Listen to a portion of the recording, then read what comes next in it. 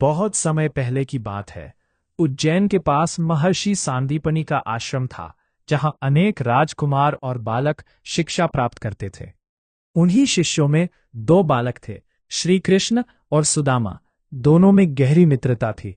कृष्ण द्वारका के भावी राजा थे, जबकि सुदामा एक गरीब ब्राह्मण परिवार से थे। लेकिन उनके बीच कभी भी धन दौलत या पद का भेद नहीं आया। दोनों साथ पढ़ते, खेलते और गुरुजी की सेवा करते थे। एक दिन गुरु माता ने उन्हें जंगल से लकड़ियां लाने भेजा। जंगल में अचानक भयंकर वर्षा और तूफान आ गया। दोनों मित्र पूरी रात भीगते हुए एक दूसरे का सहारा बनकर खड़े रहे। सुबह जब गुरुजी उन्हें खोजते हुए वहां पहुंचे, तो अपने शिष्यों की सेवा भावना और मित्रता देखकर अत्यंत प्रसन्न हुए। उन्होंने दोनों को आशीर्वाद दिया कि जीवन में उन्हें महान सम्मान और सफलता प्राप्त होगी। समय बीतता गया। शिक्षा पूरी होने के बाद दोनों अपने अपने घर लौट गए। श्री कृष्ण द्वारका के राजा बने और सुदामा एक साधारण ब्राह्मण के रूप में जीवन बिताने लगे। सुदामा अत्यंत विद्वान और धार्मिक थे, लेकिन आर्थिक रूप से बहुत गरीब थे। उनके घर में कई बार भोजन तक नहीं होता था। उनकी पत्नी सुशीला भी अत्यंत धैर्यवान और पतिव्रता थी। एक दिन घर में खाने के लिए कुछ भी नहीं था। बच्चों की भूख देखकर सुशीला का हृदय पिघल गया।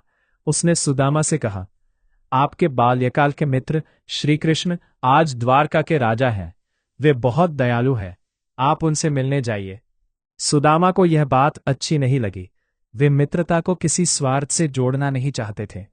लेकिन पत्नी के बार बार आग्रह करने पर वे द्वारका जाने के लिए तैयार हो गए। घर में भेंट देने के लिए कुछ भी नहीं था। पड़ोसियों से थोड़ा सा चिवड़ा, पोहा मांगकर एक पुराने कपड़े में बांध दिया गया। वही भेंट लेकर सुदामा अपने प्रिय मित्र से मिलने निकल पड़े। कई दिनों की यात्रा के बाद वे द्वारका पहुंचे। द्वारका का वैभव देखकर वे आश्चर्यचकित रह गए। सोने के महल, भव्य भवन और चारों ओर समृद्धि का वातावरण था।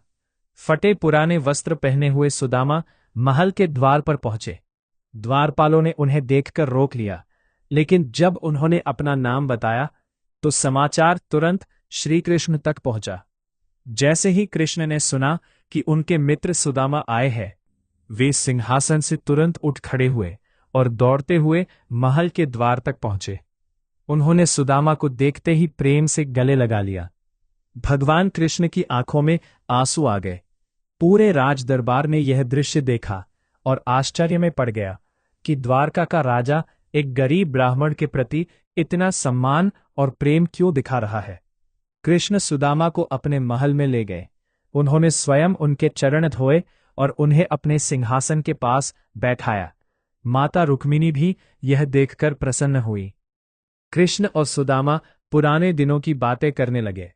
दोनों मित्र बचपन की स्मृतियों में खो गए। कुछ समय बाद कृष्ण ने मुस्कुराकर पूछा, मित्र, मेरे लिए क्या भेंट लाए हो?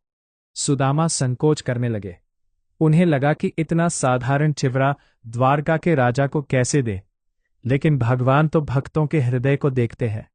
कृष्ण ने स्वयं उनके हाथ से वह पोटली छीन ली और प्रेम पूर्वक चिवड़ा खाने लगे। कृष्ण ने कहा, मित्र, यह चिवड़ा मेरे लिए अमूल्य है। इसमें तुम्हारा प्रेम और स्नेह है। वे बड़े आनंद से चिवड़ा खाते रहे। कहा जाता है कि जैसे जैसे कृष्ण चिवड़े के दाने खाते गए, वैसे वैसे सुदामा के भाग्य के द्वार खुलते गए। जब कृष्ण दूसरा और तीसरा ग्रास लेने लगे, तब माता रुक्मिणी ने विनम्रता से उनका हाथ रोक लिया, क्योंकि इतना ही पर्याप्त था कि सुदामा के जीवन की सारी दरिद्रता समाप्त हो जाए।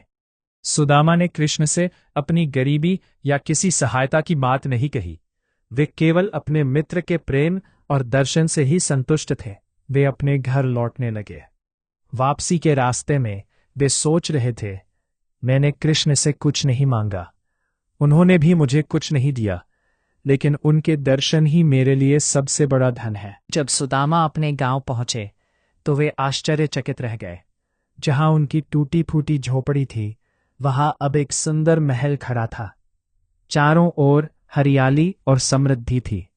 उनकी पत्नी सुंदर वस्त्रों और आभूषणों से सुसज्जित खड़ी थी।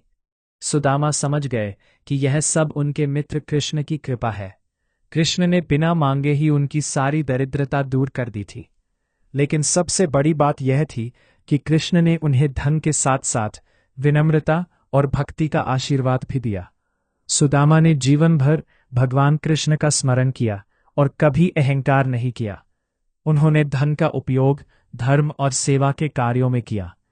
उनकी मित्रता आज भी सच्ची मित्रता, प्रेम, निस्वार्थ भाव और भक्ति का सर्वोच्च उदाहरण मानी जाती है।